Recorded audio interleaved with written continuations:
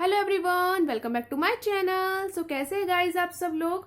तो guys last lecture में हमने क्वेश्चन नंबर 15 किया था। क्वेश्चन नंबर 15 लास्ट क्वेश्चन था और इसके बाद चैप्टर हो गया है हमारा फिनिश। चैप्टर लिवरेज हो गया है पूरा कंप्लीट अच्छे से। इसके हमने सारे प्रैक्टिकल क्वेश्चंस करे हैं, ठीक है। तो इसके बाद अगर देखा जाए यहाँ पे एडिशन क्वेश्चंस गिवन है और यहाँ पे पीछे दिल्ली यूनिवर्सिटी के एग्जामिनर्स क्वेश्चन है।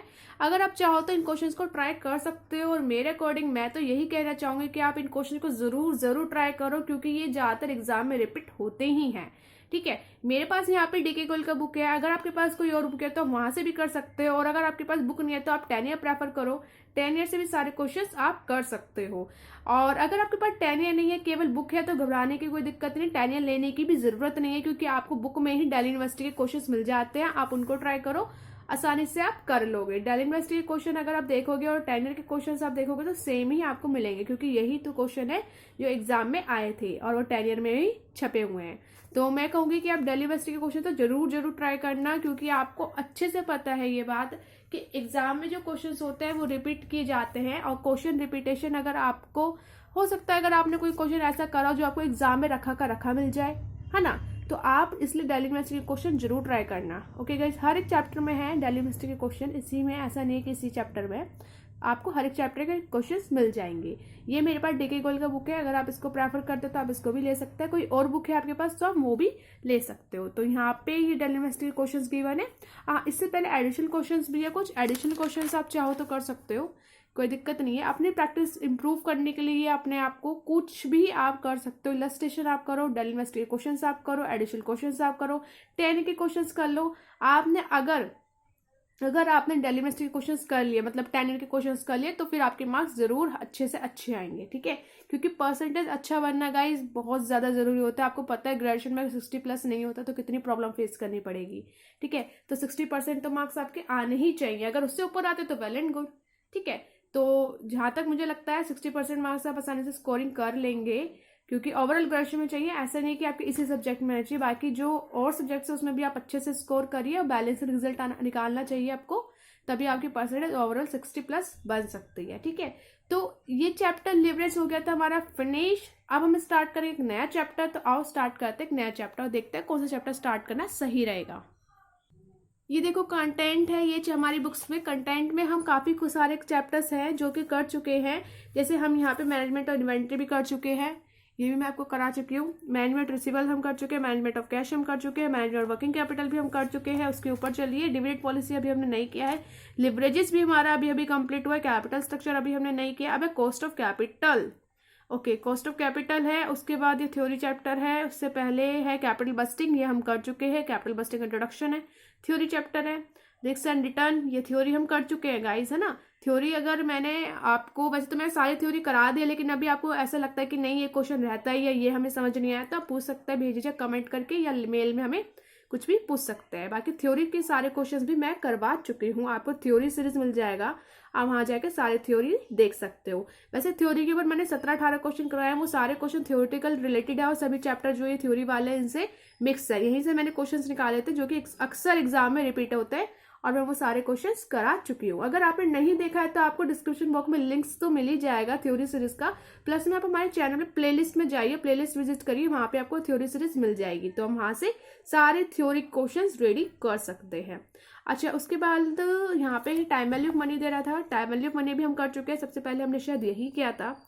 तो हम ये लगभग काफी चैप्टर्स कर चुके हैं। अब हम स्टार्ट करने जा रहे हैं cost of capital. Cost of capital भी एक इंपॉर्टेंट चैप्टर है आपके एग्जाम पॉइंट ऑफ व्यू से। क्वेश्चन इसमें से आता ही आता है और बेहद आसान भी है। तो इस चैप्टर को हम स्टार्ट करते हैं कॉस्ट ऑफ कैपिटल, ठीक है गाइस। तो कॉस्ट ऑफ कैपिटल को स्टार्ट करने से पहले मैं आपको बता दूं, कॉस्ट ऑफ कैपिटल जो चैप्टर है ये थोड़ा लेंथी चैप्टर है, इसमें थोड़े फॉर्मूलाज हैं। तो इस चैप्टर को ध्यान से ढंग से समझ के करिएगा। इसमें कोई भी फॉर्मूला आपसे मिस नहीं होना चाहिए, या कोई भी ऐसी बात जो आपको समझ नहीं आए।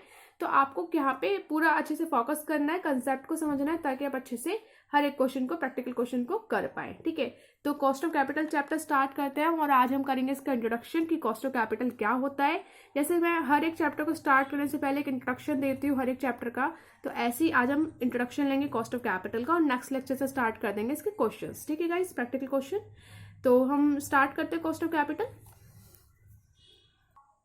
सो देखो cost of capital, cost of capital, ये हमारे चैप्टर का नाम है। अब हम समझते हैं कि कॉस्ट ऑफ कैपिटल होता क्या है। देखो, मैंने जब आपको फाइनेंशियल मैनेजमेंट का इंट्रोडक्शन दिया था, वहां भी मैंने आपको समझाया था, एक एक पॉइंट आपको समझाया था, cost of capital, capital structure, leverage, working capital वगैरह वगैरह, मैंने बहुत कुछ आपको समझाया था। तो आप इंट्रोडक्शन जरूर वीडियो देखा करो। इंट्रोडक्शन वीडियो आपको नहीं देखा है अगर आप लोगों ने, तो डिस्क्रिप्शन बॉक्स में लिंक अवेलेबल है, वहां जाके देख सकते हो। नहीं तो अब मैं कहूंगी हमारे चैनल का प्लेलिस्ट है ना, वहां जाओ, वहां आपको सारे वीडियो अवेलेबल मिल जाएंगे। आप प्लीज वहां जाओ, वहां जाके अपने इंट्रोडक्शन वीडियो, जो भी वीडियो अगर आपको लगता है आपके लिए इंपॉर्टेंट है, तो वीडियो वो जरूर देखो, ताकि आपके डाउट्स, जो भी क्वेरी है वो क्लियर हो जाए, कोई आपके मन में डाउट ना रहे। तो कॉस्ट ऑफ कैपिटल क्या होता है बेसिकली? देखो, कॉस्ट ऑफ कैपिटल जो वर्ड है, इसमें दो वर्ड आ रहे हैं, कॉस्ट ऑफ कैपिटल, कॉस्ट और कैपिटल। तो कॉस्ट प्लस कैपिटल, ठीक है, ये दोनों ही अलग अलग टर्म है, और ये कॉस्ट ऑफ कैपिटल जो टर्म है, ये इन दोनों से ड्राइव हुआ है, ठीक है, इन दोनों ही टर्म से, कॉस्ट ऑफ कैपिटल से कॉस्ट ऑफ कैपिटल से ड्राइव हुआ है। अब कॉस्ट का मतलब क्या होता है आप लोगों को अच्छे से पता है। जैसे ये पेन है, सपोज ये पेन 10 रुपीज का है, तो इस पेन का जो कॉस्ट है, मतलब इस पेन को लाने के लिए मुझे क्या देना पड़ा, 10 रुपीज देना पड़ा, है ना। तो 10 रुपीज जो मैंने दिया, बियर करा, जो सेक्रीफाइस किया, वो मेरा क्या कहलाता है, कॉस्ट कहलाता है, ठीक है। अगर ऐसा भी हो सकता है, जैसे सपोज पहले हमारे टाइम में यहाँ पे बार्टर सिस्टम चलता था, कि हो सकता है कि कोई पेन है और मैंने उसको लेने के लिए उसके बदले में दूसरा पेन कोई दिया हो, है ना, क्योंकि बार्टर सिस्टम में ऐसा होता था कि एक चीज के बदले दूसरी चीज देते थे, है ना। सपोज जैसे ये कैलकुलेटर है, ये कैल्सी जो है, ये मुझे लेना है, तो उसके बदले मैंने कुछ दिया, कुछ भी, जैसे सपोज मैंने उसके बदले कुछ जो है, सपोज जैसे मैंने उसके बदले विक्स, ये विक्स मैंने उसके बदले दी, तब जाके मुझे कैलकुलेटर मिला है। तो इसके लिए कैलकुलेटर के लिए मैंने क्या पे किया, ये विक्स पे किया, ठीक है, विक्स दिया। तो जो मुझे सेक्रीफाइस करना पड़ा किसी चीज को लाने के लिए, या फिर कोई भी चीज मुझे लानी है, खरीदनी है, उसके लिए जो मुझे पे करना पड़ रहा है, वेदर इज मॉनेटरी और नॉन मॉनेटरी, अगर ये मॉनेटरी है या फिर नॉन मॉनेटरी हो, मतलब कैश दे रहे हो या फिर कोई और सामान दे रहे हो, तो debt is known at cost. मतलब उस चीज को लाने के लिए आपको क्या सेक्रीफाइस करना पड़ रहा है, वो चीज आपका कितना कॉस्ट इनकर्ड कर रही है, तो वो हमारा कॉस्ट कहलाता है। मतलब उस पर जो खर्चा हमें देना पड़ रहा है, वो होता है हमारा कॉस्ट, ठीक है। कैपिटल, कैपिटल आपको हर किसी को अच्छे से पता है कि कोई भी बिजनेस या कोई फाइनेंस हमें जो जरूरत पड़ती है स्टार्ट करने के लिए, बिजनेस को या कोई और कुछ भी स्टार्ट करने की जरूरत पड़ती है, वो कहलाता है हमारा कैपिटल, ठीक है। समझ गए, कॉस्ट, कैपिटल। अब कॉस्ट ऑफ कैपिटल का क्या मतलब है, मैंने आपको कॉस्ट समझाया, मैंने आपको कैपिटल समझाया, अब बारी है कॉस्ट ऑफ कैपिटल की। कॉस्ट ऑफ कैपिटल का मतलब है जो भी कैपिटल हमने यूज किया है, बनाया है, स्ट्रक्चर है हमारे कैपिटल का, जो भी हमने स्ट्रक्चर बनाया है, जैसे कुछ पैसा हम डेप्ट लेकर आते हैं, शेयर्स लेकर आते हैं, जो भी कैपिटल स्ट्रक्चर हमने बनाया है, उस पे जो मुझे कॉस्ट पे करना पड़ रहा है, that is known at cost of capital, ठीक है। देखो, मैं आपको डिटेल में समझाती हूँ कि मैं कहना क्या चाह रही हूँ। कोई भी फर्म होती है, कोई बिजनेस होता है, कोई भी कंपनी होती है, कैपिटल लेकर आती है। कैपिटल के सोर्सेज क्या होते हैं, मैंने आपको समझाया था, सोर्सेज ऑफ फंड्स। कौन कौन से सोर्स हो सकते हैं हमारे फंड को लाने के लिए? एक तो हो सकता है हमारा डेप्ट, इक्विटी हो सकते हैं, हाँ बिल्कुल, और क्या हो सकता है, प्रेफरेंस शेयर्स हो सकते हैं, इक्विटी शेयर्स तो हैं, प्रेफरेंस शेयर्स भी हो सकते हैं, रिटेन अर्निंग हो सकती है। ये सब हमारे सोर्सेज होते हैं फंड्स को लाने के लिए, ठीक है, ये सब हमारे सोर्सेज होते हैं फंड्स को लेकर आने के लिए। अब सुनो, जो भी हम पैसे लेकर आ रहे हैं, debt is not as capital, उस कैपिटल को लाने के लिए जो मुझे पे करना पड़ रहा है, वो मेरा कहलाता है कॉस्ट। सपोज कोई बिजनेस है, मुझे स्टार्ट करना है, मेरे पास कैपिटल नहीं है, तो मैं क्या करूंगी, बैंक के पास जाऊंगी, बैंक मुझे क्या करेगा, लोन देगा, बैंक कहेगा ठीक है इतना का आपको लोन चाहिए, आप लोन ले लो और इतना इंटरेस्ट आपको पे करना है। तो जो इंटरेस्ट पे करना, सपोज लेट्स से मुझे 1 लाख रुपीज जो है वो चाहिए कोई बिजनेस स्टार्ट करने के लिए, मेरे पास नहीं है, तो मैंने सोचा कि मैं बैंक के पास जाती हूँ, बैंक से लोन ले लेती हूँ। मैं बैंक के पास गई, बैंक मुझे लोन दे दो, तो बैंक ने कहा ठीक है आपको 1 लाख रुपए मिल जाएंगे, आपको उस पर इंटरेस्ट पे करना 10%, सपोज। तो जो 10% मुझे इंटरेस्ट पे करना पड़ रहा है अपनी कैपिटल के ऊपर, that is known as the cost of capital. मतलब मुझे जो कैपिटल को लाने के लिए खर्चा उठाना पड़ रहा है, जो मेरी कैपिटल कॉस्ट इनकर्ड करा रही है, that is known as cost of capital. अब समझ गए, क्लियर है? कॉस्ट ऑफ कैपिटल क्या होता है? तो ये जो हमारा कॉस्ट ऑफ कैपिटल है कंपनी के पॉइंट ऑफ व्यू से या हमारे हर किसी के पॉइंट ऑफ व्यू से ये कॉस्ट ऑफ कैपिटल हमारा कम से कम होना चाहिए, कि कैपिटल पे जो हमें कॉस्ट देना पड़ रहा है वो हमारा मिनिमम से मिनिमम हो। ठीक है, अब जैसे 1 लाख रुपए मुझे चाहिए, सपोज मैंने किसी रिलेटिव से मांग लिए, अगर बैंक के पास ना जाके मैं किसी अपने रिलेटिव से, कोई भी अपने मतलब किसी पर्सन से मैंने लिए, तो उन्होंने बोला ठीक है आप 1 लाख रुपए ले लो और आपको इंटरेस्ट देना है सपोज 5%। ठीक है, तो कहाँ बेनिफिट है मेरा? 1 लाख रुपए बैंक से लेती हूँ तो 10% ब्याज देना पड़ेगा, अगर मैं किसी पर्सन से लेती हूँ तो 5% देना पड़ेगा। तो बेनिफिशियल कहाँ पे हो रहा है मुझे? इससे यहाँ पे हो रहा है, क्योंकि मेरी जो कॉस्ट है वो कम से कम आ रही है। यहाँ पे कितनी आ रही है? वो 5% आ रही है। यहाँ कितनी आ रही थी? वो 10% आ रही थी। तो आप देख रहे हो कि हमें जो कैपिटल का जो कॉस्ट है वो कम से कम पड़ना चाहिए, मतलब मिनिमम कॉस्ट ऑफ कैपिटल हमारी होनी चाहिए। जब भी कोई फाइनेंशियल मैनेजर अपनी कैपिटल बनाता है, क्रिएट करता है, कैपिटल स्ट्रक्चर करता है, तो वो यही चीज देखता है। वो इस तरीके से कैपिटल स्ट्रक्चर क्रिएट करता है कि कैपिटल की जो कॉस्ट है वो कुल मिला के कम बैठे। ठीक है, जैसे कितना पैसा अडेप्ट करे, कितना इक्विटी करे, कितना प्रेफरेंस, कितना रिटेन अर्निंग यूज करे, कि उसकी जो कॉस्ट ऑफ कैपिटल है वो कम से कम आए। ठीक है, कितना मिक्सचर, कितनी क्वांटिटी, एक तरीके से कितना उसमें कितना परसेंट डेप्ट ले, कितना इक्विटी ले, कितना प्रेफरेंस ले, कि उसकी कॉस्ट ऑफ कैपिटल कुल मिला के कम बैठे। जैसे मैंने आपको बहुत बार समझाया है कि डेप्ट हमारा सस्ता होता है लेकिन इक्विटी हमारा महंगा होता है। अगर सस्ते के चक्कर में रहोगे, क्योंकि डेप्ट रिस्की भी होता है, अगर सस्ते के चक्कर में आओगे तो रिस्क बढ़ा लोगे, तो ऐसे नहीं करना है हमें एक ऑप्टिमम लेवल चाहिए, बैलेंसिंग चाहिए दोनों के बीच, कि कितना डेप्ट रखे, कितना इक्विटी रखे। हम रिस्क भी नहीं ले सकते हैं बहुत ज़्यादा, हमें रिस्क पे भी फोकस करना है। तो हमें हर चीज़ मेंटेन, मतलब हमें बीच का रास्ता चाहिए जिसमें हम रिस्क से भी बचे रहे और हमारा कैपिटल भी अच्छा हो, स्ट्रक्चर उसका अच्छे से अच्छा क्रिएट हो और हमारी कॉस्ट भी कम से कम आए। ठीक है, तो जो ही हम कैपिटल स्ट्रक्चर जो अपना बनाते हैं, जो स्ट्रक्चर बनाते हैं उसमें कितना मिक्सचर रखते हैं, डेप्ट का, इक्विटी का, ये इसका और इसका, जो भी हम सोर्सेज ऑफ फंड्स का स्ट्रक्चर रखते हैं, और उन फंड्स पे जो हमें पे करना पड़ता है, that is known as cost of capital. ठीक है, और जो कैपिटल स्ट्रक्चर हमने बनाया है वो उसको किस तरीके से हम फॉर्म करें कि हमारी जो कॉस्ट है वो कम से कम आए, ये होता है हमारा कॉस्ट ऑफ कैपिटल। अब समझ गए? क्लियर है? अगर आपको लग रहा है कि मुझे अभी भी समझ नहीं आया, क्योंकि मैंने अपनी तरफ से बहुत सिंपल शब्दों में समझाने की कोशिश की है, कि मैंने पेन दिया, उसके बदले मैंने ये खरीदा, वो मेरा कॉस्ट हुआ। अगर उसके बदले कोई सामान देना पड़ता तो बाटा सिस्टम हो गया, या बैंक के पास गई, उसके मुझे लोन दिया तो उतना % हुआ तो वो मेरा कॉस्ट हो गया। अगर किसी रिलेटिव्स के पास गई, किसी पर्सन के पास, तो उन्होंने मुझे कम दिया, तो इसलिए कॉस्ट हमारी कम से कम आनी चाहिए।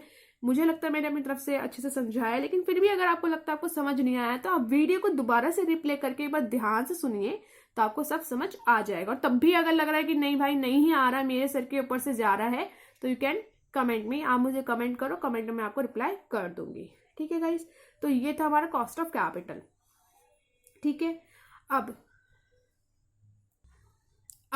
यहाँ पे क्वेश्चन होता है, जो भी हम कैपिटल लेकर आते हैं हमें किसी कंपनी के रिस्पेक्ट में बात करता है। ठीक है ना, यहाँ पे हम किसी छोटे मोटे बिजनेस के लेवल की बात नहीं कर रहे हैं, हम एक बड़ी बड़ी जो कंपनीज होती है उनके रिस्पेक्ट में बात करता है। तो जो कैपिटल होती है वो कुछ सोर्सेज होता है, जैसे कि डेप्ट हो गया, प्रेफरेंस शेयर्स हो गया, इक्विटी हो गया, रिटेन अर्निंग हो गया, तो इन सब पे हमारा कॉस्ट आता है। जैसे कि मैं यहाँ पे एक बार दोबारा लिखती हूँ, जैसे कि हमारा डेप्ट होता है, ठीक है, उसके बाद चलो प्रेफरेंस शेयर होता है और इक्विटी होता है और रिटेन अर्निंग भी होता है। ठीक है ना, ये सब हमारे एक तरीके से सोर्सेज होता है फंड्स के। ये सब क्या होता है? हमारे सोर्सेज होते हैं फंड्स के। अगर हम इन्हें लेकर आते हैं तो हमें कुछ ना कुछ पे करना पड़ता है, जैसे डिवेंचर इंटरेस्ट देते हो, प्रेफरेंस शेयर डिविडेंड देते हो, इक्विटी डिविडेंड देते हो, रिटेन अर्निंग का मैंने आपको बताया था। अब रिटेन अर्निंग वैसे तो वो है जो प्रॉफिट हमारा बचा था, हमने यूज नहीं किया, लेकिन अब उससे हम यूज कर रहे हैं। Retain earning that is retain मतलब रख लेना, कोई अर्निंग हुई आपकी उसको आपने रख लिया, साइड बाय साइड आप रखते जा रहे हो, आपको पास वो जो थोड़ा इकट्ठा अमाउंट हो जाता है, फिर आपको लगता है कि हाँ मैं इसे यहाँ इन्वेस्ट कर सकता हूँ, मुझे ये रिटर्न मिलेगा, यहाँ लगा दूँ, ये करूँ, वो दैट इज रिटेन अर्निंग। लेकिन इसका भी कॉस्ट होता है, मैंने आपको एक बार बताया था। अगर आपने नेट इनकम अप्रोच में शायद मैंने आपको बताया था, अगर आपने वो लेक्चर देखा है तो आपको पता होगा कि मैं किस चीज की बात कर रही हूँ। तो रिटेन अर्निंग का भी कॉस्ट होता है।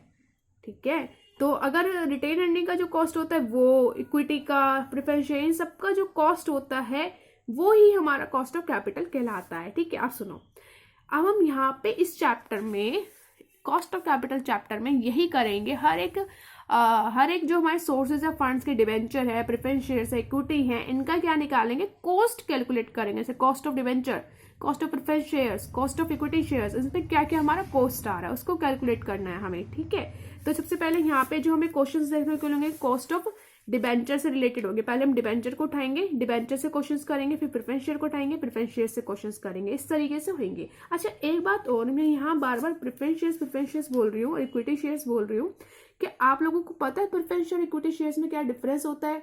Do you know? देखो, प्रेफरेंस शेयर्स एंड इक्विटी में डिफरेंस होता है। देखो, प्रेफरेंस मतलब क्या, किसी को प्रेफरेंस कर रहे हैं, किसी को प्रेफरेंस दे रहे हो, है ना। तो यहाँ पे प्रेफरेंस शेयर इक्विटी शेयर में डिफरेंस ये होता है कि जो डिविडेंड होता है, जो कंपनी प्रॉफिट बांटती है, तो वो इक्विटी वालों से पहले किसको बांटेगी? प्रेफरेंस शेयर को बांटेगी। तो प्रेफरेंस शेयर्स को पहले बढ़ता है। ठीक है, मतलब इक्विटी वालों से पहले बढ़ता है। ठीक है, प्रेफरेंस दे देना मतलब किसी को, और उसके बाद इक्विटी वाले को मिलेगा, है ना। दूसरा केस ये है, दूसरा पॉइंट है, दो डिफरेंस होते हैं, मैंने बोला था अभी। एक डिफरेंस तो यही है कि इनको पहले मिलेगा। दूसरा ये कि कभी भी कंपनी कोई डिसॉल्व होती है तो इक्विटी वालों से पहले किसको अपना हक मिलेगा? प्रेफरेंस शेयर वालों को। ठीक है, ये दो बहुत बड़े मेजर डिफरेंस होते हैं प्रेफरेंस शेयर इक्विटी शेयर्स के बीच में। तो ये आपको पता होने चाहिए कि अगर कोई भी कंपनी डिसॉल्व होती है तो उसके ऊपर जिसका जो हक होगा वो सबसे पहले प्रेफरेंस शेयर्स का आएगा, उसके बाद इक्विटी वालों की बारी आएगी। ऐसे ही डिविडेंड जो बटेगा, सबसे पहले प्रेफरेंस शेयर की बारी आएगी, उसके बाद इक्विटी वालों की बारी आएगी। कुल मिला के आप यहाँ पे देख रहे हो कि इक्विटी वाले जो होते हैं वो ज्यादा रिस्क बेयर करते हैं। ठीक है, ये कम रिस्क बेयर करते हैं, मतलब कुछ शेयर्स में अपने प्रेफरेंस दे दिए हैं। ठीक है, तो यही हमारे प्योर रियल शेयर होल्डर्स होते हैं, इक्विटी शेयर्स। ठीक है, क्लियर है? तो यहाँ पे इस चैप्टर में अब हम करने वाले हैं डेब्ट की बात, डिबेंचर्स यानी कि। तो डिबेंचर देखो, एक एक करके यहाँ पे जो चैप्टर है ना, ये कॉस्ट ऑफ कैपिटल, ये छोटा मोटा चैप्टर नहीं है, बहुत बड़ा चैप्टर है, बहुत ज्यादा इंटरेस्टिंग है और बहुत ज्यादा अलग है, अभी तक हमने कभी करा ही नहीं है। तो हर एक जो सोर्सेज ऑफ फंड है, एक एक को उठा के यहाँ पे उनका कॉस्ट कैलकुलेट करना है हमें। इस चैप्टर में हमें बस यही करना है। जैसे कि डिबेंचर है, आप डिबेंचर को उठाएंगे, फिर इस पे कॉस्ट निकालेंगे, फिर प्रेफरेंस शेयर्स पे, फिर इक्विटी पे, इस तरीके से यहाँ पे हमें इनकी कॉस्ट कैलकुलेट करनी है। ठीक है, तो जो डिबेंचर है, आप सबसे पहले हम डिबेंचर की बात करते हैं। तो डिबेंचर जो होते हैं वो भी कई तरीके के होते हैं। ये नहीं होता कि वो एक तरीका है, दो तीन, इस ऐसे नहीं होता, केवल एक ही टाइप के डिबेंचर्स नहीं होते हैं। यहाँ पे मैं हमारी बुक के अकॉर्डिंग तो दो तरीके के डिबेंचर्स हैं, मैं तो इसलिए दो तरीके के डिबेंचर्स की बात करूंगी। एक होता है डिबेंचर परपेचुअल,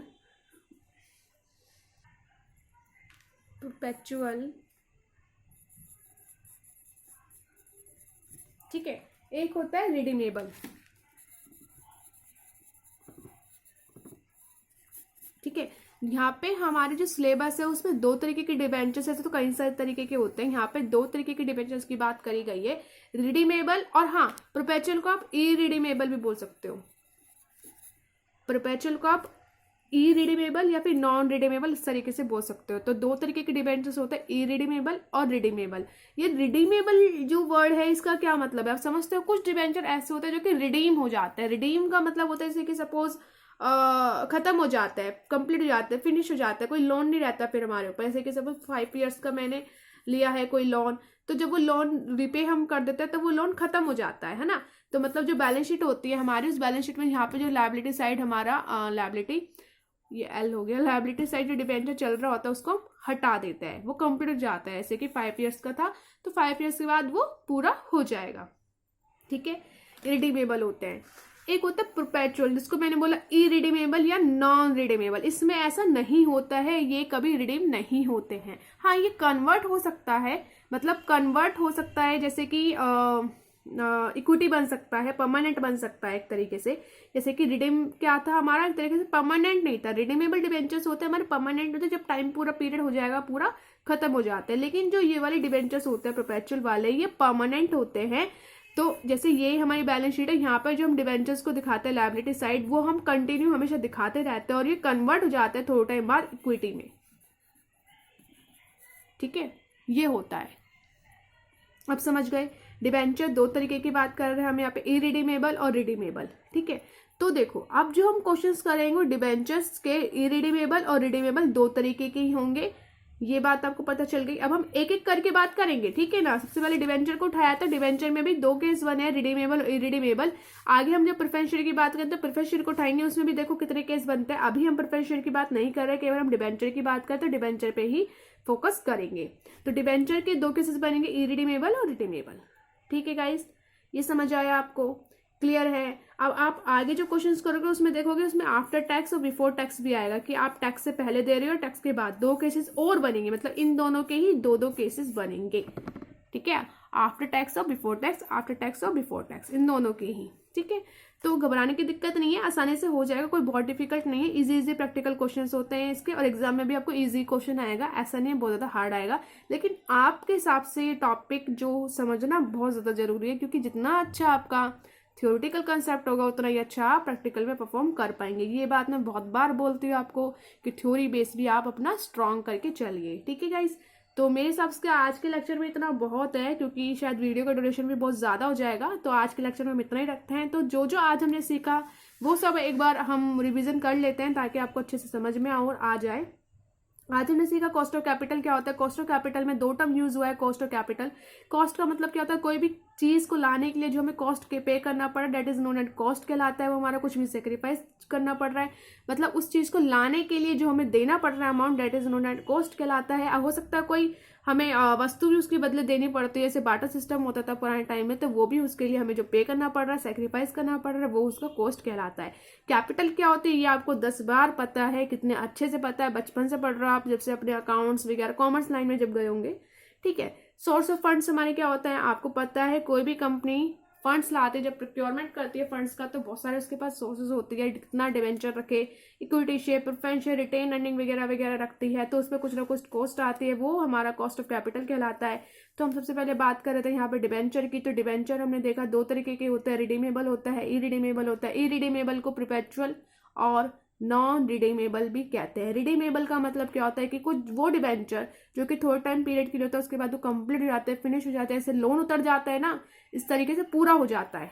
ठीक है, तो उनको हम लायबिलिटी साइड नहीं दिखाएंगे जब। लेकिन कुछ डिवेंचर ऐसे होते हैं जो कि पूरे नहीं होते, मतलब वो चलते रहते हैं, परपेचुअल होते हैं, रिडीम नहीं होते हैं, तो वो थोड़े टाइम बाद कन्वर्ट हो जाते हैं इक्विटी में। जरूरी नहीं होता कन्वर्ट हो भी जाए, मतलब कन्वर्टेबल होते हैं तो हो जाते हैं, नहीं होते हैं तो नहीं होते हैं। ठीक है, अलग तरीके के केसेस होते हैं।